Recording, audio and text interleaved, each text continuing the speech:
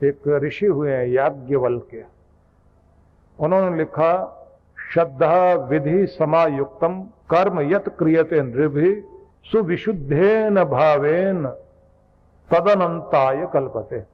श्रद्धावान व्यक्ति का कर्म अनंत फल देता है, मतलब बढ़िया से बढ़िया रिजल्ट उस आदमी को मिलता है जिस आदमी की जिंदगी में श्रद्धा बहुत होती है। श्रद्धया सत्यम आप्यते, ये वेदों में लिखा है। सच की प्राप्ति के लिए श्रद्धा चाहिए। श्रद्धया विंदते वसु, जीवन धन प्राप्त करना है तो श्रद्धा रखिए। श्रद्धया अग्नि समिध्यते, श्रद्धया होयते हवि, कोई भी हवन करने बैठता है वो आहुति देना, अग्नि जलाने ना, ये बड़ी बात नहीं है। तुम्हारे हृदय में भी एक वेदी बन जाए, अग्नि जले और श्रद्धा की आहुति देना शुरू करो, असली हवन वो है। भवानी शंकरो वंदे श्रद्धा विश्वास रूपिणो। तुलसीदास जी महाराज ने इस बात को कहा कि अगर शंकर भगवान और मां पार्वती को भी वंदना करना चाहते हो तो ध्यान रख लेना, शिव कोई और नहीं, तुम्हारा विश्वास है, और पार्वती कुछ और नहीं, तुम्हारी श्रद्धा ही पार्वती है। श्रद्धा और विश्वास ही तुम्हें फल दिया करते हैं। इसलिए जब अपने भगवान की पूजा करोगे तो समझ लेना तुम श्रद्धा और विश्वास के सहारे ही अपने भगवान के होने जा रहे हैं, और उसी से तुम्हारी झोली में वरदान मिलते हैं। वेदों में आगे कहा गया है, श्रद्धा प्रातः हवामहे, सुबह उठ करके अपने अंदर ऊर्जा मांगते हो, बल मांगते हो, श्रद्धा की भी का भी आह्वान करो, श्रद्धा को भी पुकारो, क्योंकि जितनी श्रद्धा उतना ही कर्तव्य के प्रति लगन होगी, उतनी सेवा करोगे, उतना खुद को बनाने की भावना जागेगी, उतना ही आप अपने वक्त की कद्र करोगे। नहीं तो देखते देखते दिन बीतते जाएंगे, समय हाथ से निकलता जाएगा और तुम्हारी जिंदगी बटी हुई है वक्त में। जब तुम वक्त खराब करते हो किसी का भी, अपना और दूसरे का, तो उसका मतलब है कि ना तो तुम्हें अपनी जिंदगी की कद्र है ना दूसरे की जिंदगी की कद्र है। तुम उसकी भी जिंदगी को खराब कर रहे हो और अपनी भी जिंदगी खराब कर रहे हो। और जब श्रद्धा होगी आपके अंदर तो आप किसी का वक्त खराब नहीं करोगे, उसके भी समय का मान देते हुए उसकी जिंदगी की कद्र करोगे, और अपना भी समय का ध्यान रखते हुए एक एक क्षण का लाभ लेते हुए जीवन को उस ऊंचाई पर ले जाओगे जिसका तुम सपना देखते हो। श्रद्धा ही तुम्हें उस सपने को दिखाएगी और वहां तक लेकर के जाएगी। इसलिए ये ध्यान रख लीजिए, एक विश्वास जब आपके अंदर जागता है, जैसे एडमंड हिलेरी जब अपना एवरेस्ट का सपना देखकर उसके लिए चला, तेंजिंग और हिलेरी दोनों ने एक दूसरे का साथ निभाया। और उससे पहले अगर आप उसकी बात ध्यान दें जो उसने अपने मित्रों के साथ एक मीटिंग में कहा था, मित्रों ने एक पार्टी दी कि तुम एवरेस्ट की पहला एवरेस्ट विजेता जिसकी मैं बात कर रहा हूं, तो सबने उसको कहा कि चलिए आपने मन में ठान ही लिया, आप इधर जा रहे हैं। तो सब मित्रों ने पार्टी दी। उस पार्टी में सब लोग इकट्ठे थे। तय हो गया कि अब ये आदमी मानेगा नहीं, क्योंकि उससे पहले श्रद्धा की परीक्षा थी। किसी ने कहा हिमालय जो बर्फ का घर है, जाकर लोग जाते हुए वहां सफल नहीं हुए, मर के आए, और ऐसा ऊंचा चढ़कर आपको मिलेगा भी क्या। इस तरह की बातें करने वाले बहुत लोग थे। जब देखा अड़ियल है आदमी, क्योंकि श्रद्धा अड़ियल भी बनाती है, भी ध्यान रख लेना। जिस आदमी का अपने कर्तव्य के प्रति बहुत ज्यादा जोर होता है और जिद होती है, अंदर प्यार भी होता है, और जिद ऐसी जिसको कोई हिला ना पाए, तो उस आदमी के साथ आपने एक गुण देखा होगा कि सारी दुनिया समझाए, वो समझता नहीं उस समय। लोग रोकना चाहे वो रुकेगा नहीं, क्योंकि श्रद्धा का दिया जिसके अंदर जल रहा है वो आदमी कभी रुका नहीं करता, न कभी निराश हुआ करता है, वो हमेशा आगे बढ़ता है। हिलेरी ने भी जब उसके मित्र सामने बैठे थे तो एक काम किया जो बड़ा अद्भुत था। उसने हिमालय का, एवरेस्ट का फोटो सामने लगाया दीवार पर, और एक पेंसिल लेकर हाथ में उसकी चोटी पर निशान लगाते हुए कहा, है हिमालय, एवरेस्ट की चोटी तो दुनिया में सबसे ऊंची चोटी है, तुझे फतह करने के लिए मैं चल रहा हूं। मानता हूं कि तू बहुत ऊंची चोटी है, तुझसे बढ़कर कोई ऊंचा नहीं, लेकिन तू जितनी ऊंची है उससे ज्यादा ऊंची हो नहीं सकती। आदमी का हौसला इतना ऊंचा होता है वो तुझसे भी ऊपर जा सकता है और आसमानों तक भी पहुंच सकता है। मैं उस हौसले के साथ तेरे ऊपर अपने पांव रखूंगा। यह है विश्वास, यह है श्रद्धा कि मैंने यहां तक पहुंचना है। और इसी के साथ जुड़ी होती है जिद। अब मैं इस बात को ऐसे कहना चाहूंगा, अगर आपको अपने प्रति श्रद्धा है तो अपने स्वास्थ्य के प्रति विश्वास करिए और अपने मन में ये ठान लीजिए कि बीमार नहीं पड़ना, अपने आप को ठीक रखना और अपना बुढ़ापा बेहतरीन ढंग से व्यतीत करना। क्वालिटी वाली जिंदगी जीनी है, क्वालिटी वाली नींद लेंगे, क्वालिटी वाली जिंदगी जिएंगे, क्वालिटी वाले कर्म करेंगे, हर चीज में गुणवत्ता होगी। हमारे कर्म करने का, हमारे उठने बैठने का, हमारे जीवन चलने का, चलाने का, हमारी जीवन शैली, लाइफस्टाइल सब एक क्वालिटी वाला होगा। अगर आपके मन में ये विश्वास जाग गया तो इसको श्रद्धा कहते हैं। और इस तरह से जब जीना शुरू करोगे तो लोग आपकी नकल करेंगे। असली हीरो वही होता है जिसकी नकल करें लोग। वो जैसे चले वो फैशन बन जाए, आपको नकल करने की जरूरत नहीं पड़ेगी, आपकी नकल लोग करेंगे। लेकिन तब जब आपके अंदर कोई विश्वास हो, आपके अंदर प्रेम हो, आपके अंदर कोई गहन श्रद्धा हो। इसलिए कहते हैं हर रोज अपनी श्रद्धा को तीव्र करो। एक और हमारा ग्रंथ है जिसको बोलते हैं तैत्तिरीय महाब्राह्मण। इसी से तैत्तिरीय उपनिषद निकला। उसमें लिखा श्रद्धया देवो देवत्वम अश्नुते। बड़ा प्यारा शब्द है ये कि देवताओं ने देवतापन कैसे पाया। श्रद्धा थी उनके पास, तभी वो देवत्व को, देवतापन को प्राप्त कर गए। देवता बनना है,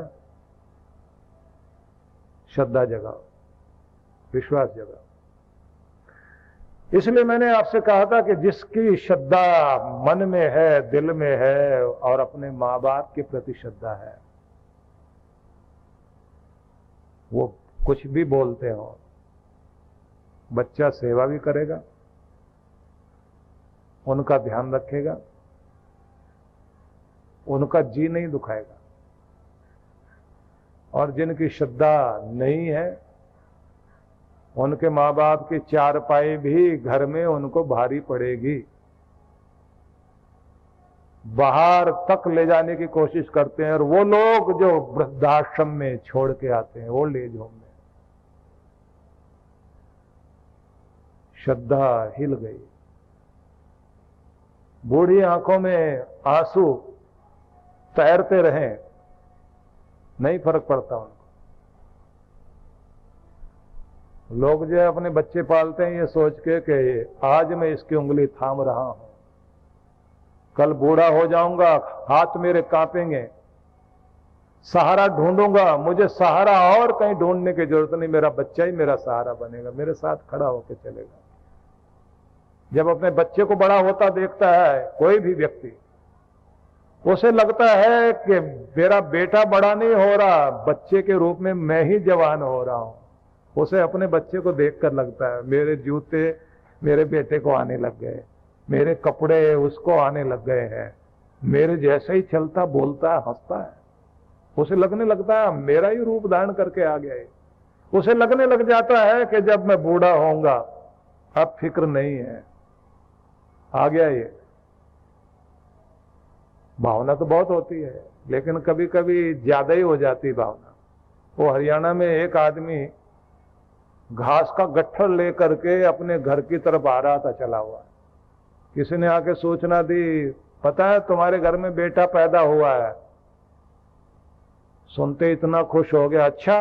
अपना घास का गट्ठर उठा के जमीन पे फेंक दिया, बोले अब तो इसको लेके वही जाएगा, मुझे ले जाने की जरूरत नहीं। इतना बड़ा विश्वास मत कर लो कि वो तुम्हारी जिम्मेदारियां, तुम्हारा बोझ उठा लेगा। हाँ, अगर उसके अंदर श्रद्धा के बीज बोए तो तुम्हारी जिम्मेदारी की बात क्या, तुम्हारे परिवार, समाज और अपने देश की जिम्मेदारी भी वो उठाएगा जरूर, क्योंकि वो श्रद्धा वाला बनेगा। मुझे बड़ा आश्चर्य लगता है कि गांव में बहुत कम पढ़े लिखे लोग, ज्यादा पढ़े लिखे लोग नहीं हैं, लेकिन जब मैं फौजियों को देखता हूं ना, गांव के बेटे हैं। नेशनल डिफेंस एकेडमी में एक बार मुझे पूना में जाने का मौका मिला। मुझे वहां कुछ बोलना था उन लोगों के बीच। मैं उनको कह रहा था कि दुख में लोगों को भगवान याद आता है और जब कोई आपद स्थिति आती है तो जवान याद आता है। देशभक्ति के गाने भी उस समय ज्यादा गाए जाते हैं, 15 अगस्त और 26 जनवरी। सारा साल में दूसरे गाने चलते हैं। पर मैंने उनसे कहा कि पर एक बात जरूर है, अगर दुख में भगवान याद आता है और जवान भी याद आता है तो फिर जवान का भी स्थान भगवान से कम नहीं है, आप लोगों का स्थान भी कम नहीं है। तो बाद में जब मैं पूछ रहा था कहां से हैं,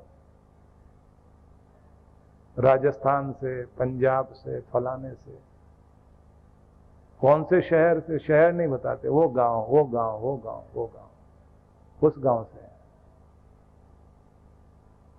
बहुत पढ़े लिखे नहीं है माँ बाप, लेकिन अपने बच्चों के अंदर वो भावना जरूर पैदा की। जननी जने तो भक्त जन याद आता या शूर, नहीं तो जननी बांझ रहे कहें गवावे नूर। मां जन्म देव या तो भक्त को, या किसी दानवीर को, या किसी शूरवीर को, नहीं तो कहते बांझ रह जाए क्यों अपने चेहरे का नूर गंवाए। ये पुरानी कहावतें हैं। कुछ भावनाएं जो जगाई जाती हैं वो भावनाएं कुछ बनाती हैं। भगत सिंह अगर बना तो उस मां और उस पिता की भावनाएं देखिए। अगर कोई राम प्रसाद बिस्मिल बना, कोई सुभाष चंद्र बोस बनकर खड़ा हुआ, कोई लाल बहादुर शास्त्री हमारे देश में 18 दिन का युद्ध करके और हिंदुस्तान में नारा दे गया, जय जवान और जय किसान। अद्भुत व्यक्ति, उसके पीछे की भावना देखिए। इन लोगों को उस ऊंचाई तक पहुंचाने के पीछे अगर कोई चीज है वो श्रद्धा भावना ही है। अब तो सारी चीजें पढ़ाने लिखाने की जिम्मेदारी ले ली स्कूल ने। स्कूल वाले अपना कोर्स पूरा करते हैं और आजकल तो यही हो गया, ज्यादातर तो वो फीस लेने का काम करते हैं, बाकी पढ़ाने का काम तो ट्यूटर करता है।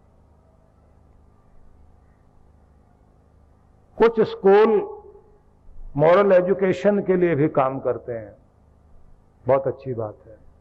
कुछ स्कूल इस बात का भी ध्यान रखते हैं कि चाइल्ड साइकोलॉजी पर भी काम किया जाए और उनके अंदर के डरों को खत्म करें, उन्हें बहादुर बनाएं। लेकिन मैं फिर आपसे कहना चाहूंगा, पुराने ऋषि मुनियों ने जो भी, जैसे हम लोग देखते हैं ना कि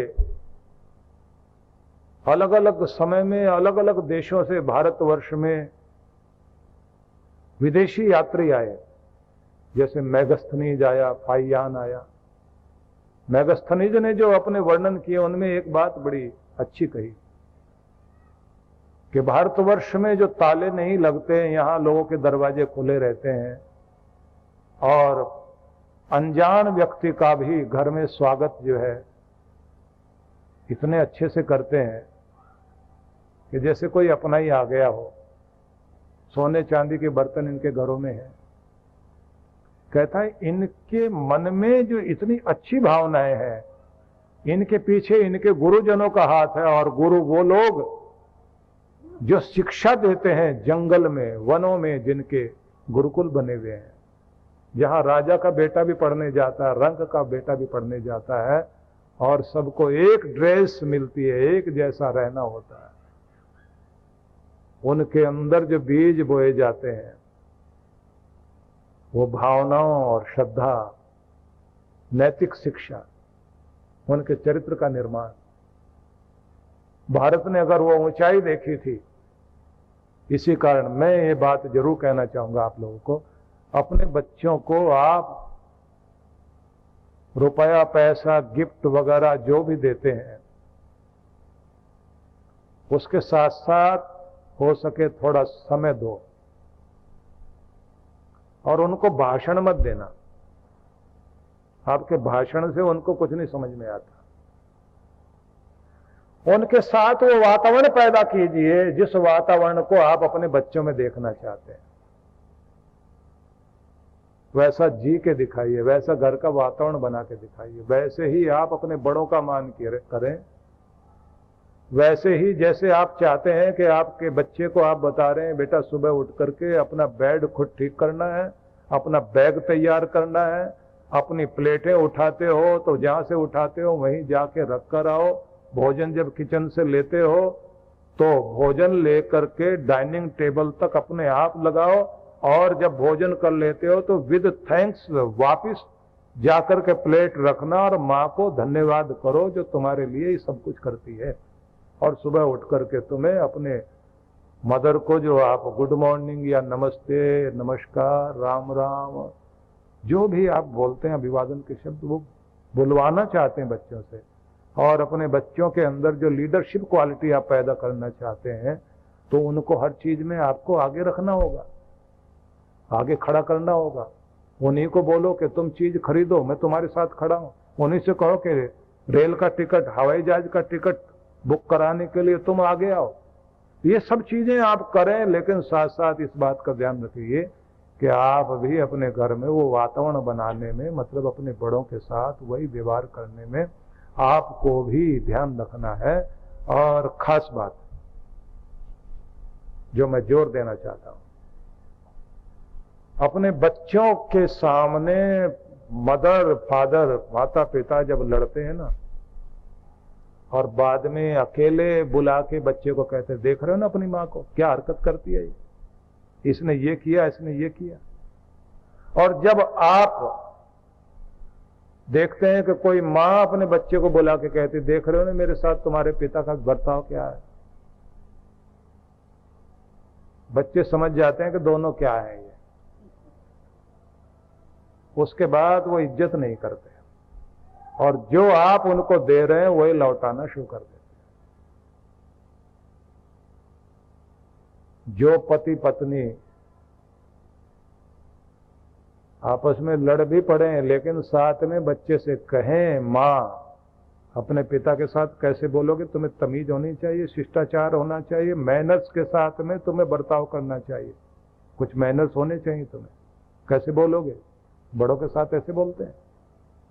और पिता भी जब कहे, माँ के साथ कैसे बात कर रहे हो, ऐसे नहीं, ऐसे बोलना। और बच्चा कहे, तुम तो लड़ते रहते हो, बच्चों को समझ में आ जाए कि इनका लड़ना तो ड्रामा है, असल में तो दोनों एक दूसरे को बहुत चाहते हैं, और वास्तविकता भी यही होती है। कद्र कराओ अपने बच्चों से, उनके सामने शिकायत करोगे तो गड़बड़ होगी। और एक बात और, मैं बार बार कहता हूं, धन देकर बच्चों को अमीर बनाने की कोशिश करोगे तो अमीर नहीं बन पाएंगे, लेकिन धन कमाने की विद्या सिखा दोगे तो आपके बच्चों की अमीरी कोई छीन नहीं सकता, हमेशा अमीर रहेंगे। कमाने का एक मस्तिष्क होता है, वो मस्तिष्क शुरू से बनाया जाता है। एक विजेता का मस्तिष्क, एक सफल इंसान का मस्तिष्क आपको बच्चों का बनाना है। वो जो दादा की गोद में खेलता हुआ कहानी सुनता हुआ शिवा जब पूछता है कि तुमने वीर अर्जुन की कहानी तो मुझे सुनाई, मैं भी वीर अर्जुन बनना चाहता हूं, और दादाजी आप बार बार कहते हो अर्जुन बनना, सफल योद्धा बनना, वीर धनुर्धर जैसे वो था, वैसे तुम्हारा नाम भी होना चाहिए। लेकिन अर्जुन तो तब बना था ना जब उसकी जिंदगी में कृष्ण था। मेरे पास तो दादाजी कृष्ण है ही नहीं, मैं कैसे वीर अर्जुन बनूंगा। शिवाजी ने जब ये कहा तो दादा क्या कहते हैं, दादाजी बोलते हैं देख बेटा तू अर्जुन बनने की चेष्टा कर, कृष्ण तो तुम्हें ढूंढते हुए अपने आप तुम्हारी जिंदगी में आ जाएंगे, एक न एक दिन तुम्हारा कृष्ण तुम्हें मिल जाएगा जरूर। परम पूज्य श्री सुधांशु जी महाराज के पावन सानिध्य में विराट भक्ति सत्संग दिनांक 13 से 14 दिसंबर 2023। कार्यक्रम की रूपरेखा।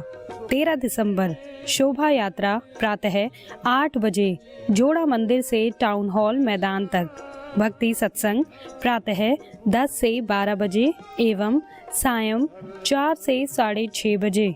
14 दिसंबर ध्यान साधना शिविर प्रातः 9 से 11 बजे।